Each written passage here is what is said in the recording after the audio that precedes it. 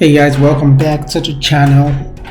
Today's video we're still on cracking the coding interview. Again, #1 book for software developers who want to work at top 6 companies, top 6 Google, Facebook, Amazon, Apple. I think Tesla's in there now, actually, Palantir, companies like that. You want to work in top companies, this book is for you. And we're still on problem 2, check permutation. Feel free to pause the video so you can actually read this problem and get what it's saying. We've done 2 videos on this in the past showing 3 different methods of how to solve it. Today I'm going to show you one more method of how to solve this. Again, permutation with strings is the same as anagrams. If you see those 2 words, they're just interchangeable. It just means giving 2 strings. One string, if you mix up the characters, you can get the second string from the first string and vice versa. So anyways, today we're going to use what they call a bitmap. And how does that work, you ask? Sure, let me show you guys. So again, the first step, like always, is there's no point running this algorithm if S1 and S2 don't have the same length. If they don't have the same length, they cannot be anagrams. Just like here, Doug and God. Dog with a double G, Snoop double D-O-G, whatever, Snoop Dogg. Okay, Doug and God. This can be anagrams because why? They don't have the same length. So the first step is check for length. So if length S1 is not equal to length S2, makes our life easy. What do we want to do? Just return false and just go play, to be honest. However,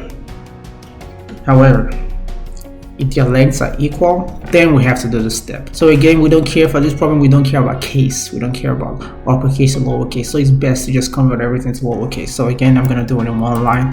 Thank God for Python. Python lets you do this. Most other programming languages don't let you do this.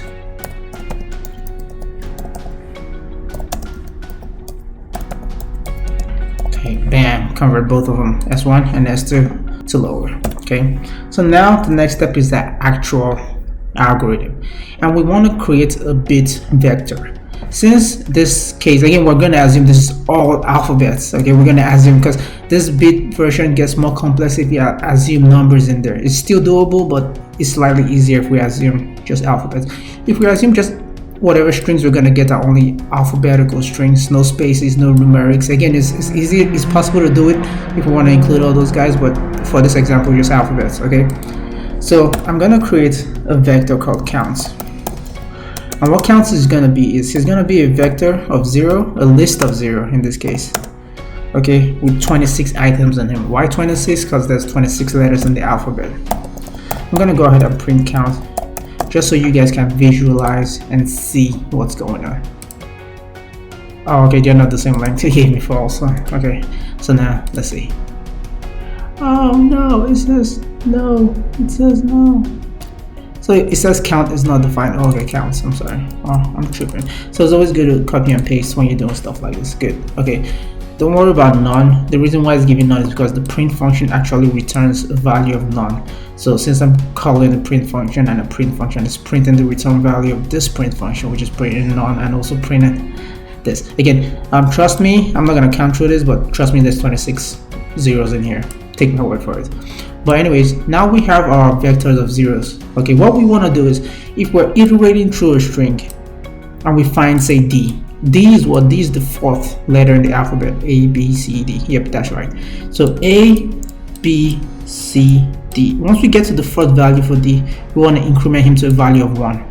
Then we keep going. Once we find O, we increment him to a value of 1. Keep going. Once we find G, wherever G is, increment him to a value of 1. Okay, that's what we want to do. So the aim is to do that for S1. Then again, iterate through the string again for S2, and once we find each letter, we decrement it. Okay, for S1 we increment by 1, for S2 we decrement by 1. Then at the end, we're going to iterate through this bit vector of counts, and if there's any item in here that's not a 0, we're going to return false, because if it's all zeros, when we increment it for S1 and decrement it for S2 by the same value, if it's all zeros, it means S1 and S2 are anagrams. I hope you guys kind of get the picture. Perfect, HD. But anyways, so let's go ahead and get to it. So for I in, again, I'm gonna do it for I in range. Okay, In this case, again, we've already established that the same length. If not, it would have returned false. Okay, so that's why here it doesn't matter if you choose to use S1 or S2 because they're the same length. Okay, for I in range S1 or S2, so we want to say our counts vector, okay, of what? Okay, how do we find the item we want to increment or decrement? Okay, I'm just gonna go ahead and remove this guy for a little bit and talk to you guys about a function called ORD. What ORD does is it prints the ASCII value of any string you pass into it. So I'm gonna pass A. I believe the ASCII for A is 65, lowercase a. I believe it's 65. Let's see. Oh, it's 97. I'm sorry. So that means uppercase A is 65. Okay, if uppercase A is 65, guess what uppercase B is gonna be? Yep, you guessed it, you're so freaking smart, 66. Guess what uppercase C is gonna be? Oh yes, you freaking guessed it, 67. Okay, now lowercase a. If lowercase a is 97, guess what lowercase b is gonna be? Yep, you guessed it, 98. Okay, and on and on. That's what this value does. However, if I do this, watch, if I do ORD of B minus B, what does it give me? It's gonna give me 0, right? Oh, it has to be a string. I'm sorry guys, I'm sorry I messed up. Okay, it's gonna give me a 0, right? Because they are the same ASCII. However, if I do lowercase b minus a, guess what he's gonna give me? Bam, he's gonna give me 1. Okay, why? Because again, I'm gonna go ahead and print counts again, just so you guys can see what I'm trying to do.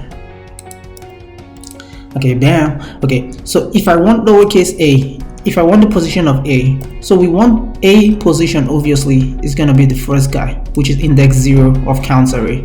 So print a minus a, bam, index 0. Okay, if a is index of 0 in this bit vector, okay, guess what b's position is gonna be? 1. Okay, guess what c's position is gonna be? 2. Guess what z's position is gonna be? 25, because it's 0 based and there's 26 letters in the alphabet, which is the last item. So by doing this expression, we can edit, we can set whatever bits we want to set in here based on the string. For instance, if we iterate through S1 like we were gonna do, okay, if we iterate through S1 and we find the D, all we have to do is, again, we're converting to lowercase here, so there's not gonna be uppercase. All we just have to do is D minus A, and that is gonna 0, 1, 2, 3. That's gonna activate this bit, the 4th bit. Okay, so now that you guys understand that, let's go ahead and bring back our for loop. Okay, so now for I in range, okay, for I in range 0 to length, that's 1. Okay, what do we want to do? We want to say counts, okay, of what index? Okay, ORD, okay, S1 of I, okay, S1 of whatever this is, I. So in this case, I of S1, when is 0, it's gonna be D, lowercase d, because we convert it to lower, it's gonna go here. Okay, minus, just like the formula we said, ORD of lowercase a. We're dealing with all lower cases. Okay, so what do we want to do with this guy? So for S1, we want to go through and say, if you find this guy, go ahead and set his bit to 1, set him as active. We want to do the same thing for S2, actually not the same, the reverse. Okay, in S2, wherever you find I, whatever I is G, O, D, once you go through the loop, you want to set him, you want to subtract 1 from whatever he is. Okay, whatever this guy is, we add 1 to it. For whatever this guy is, we subtract 1 to it. Again, the aim is, after doing this, and once we loop through this bit vector, if they are anagrams, if they are permutations of each other, it's going to be all zeros. So we're going to say for, I'm going to say item in counts. Okay, so what do we want to do? Okay, if item is not equal to 0, if item is not equal to 0, just return false right away. But however, if we go through this loop completely and we never get to return false, guess what we do? Yep, we return true, true, true. Okay, in this case, this should give us a true. Hopefully, fingers crossed. Bam, yeah. So let's go ahead and add a G. Go on, it should give us a false. Yep. Again, like you know, over here we take it one step further. We go ahead and visualize the code just to see what is actually going on under the hood. Okay, I'm gonna go ahead and make this full screen. Let's visualize. Okay, so now we're calling is permutation s1 s2, which bam bam.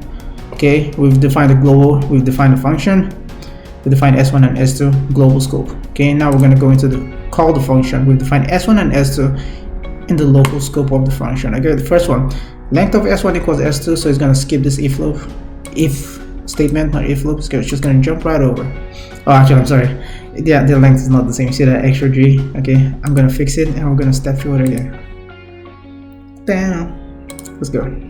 Okay, I'm just gonna take us. Okay, yep, we've defined the scope, defined the call the function. Just skip. It's gonna skip. So it's right here. It's gonna skip right to the red line. Bam, jumps right over. Okay, then watch. It's executed this line. It's converted them in the function scope. They're now lower cases, but they are still upper cases in the global scope because out here they're upper cases. Okay, now we've created our vector. Okay, you can see it.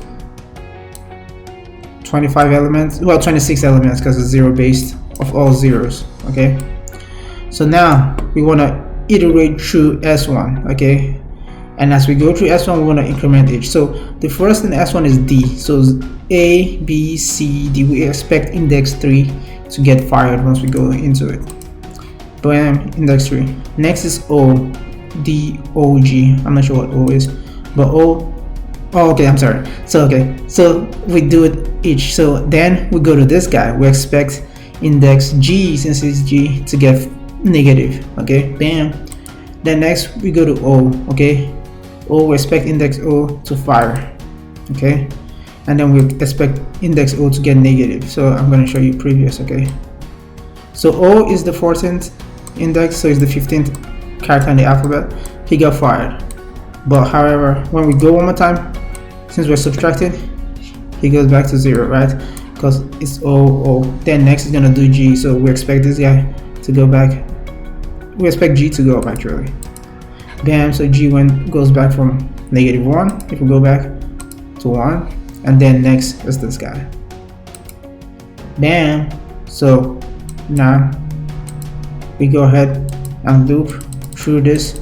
I'm just gonna forward this. We're just looping through the whole array, making sure everyone is 0. Okay, bam, bam, bam, bam, bam. And if everyone is 0, returns true. That's it for the video, guys. I hope this was helpful. I'll see you guys in the next one. Take care.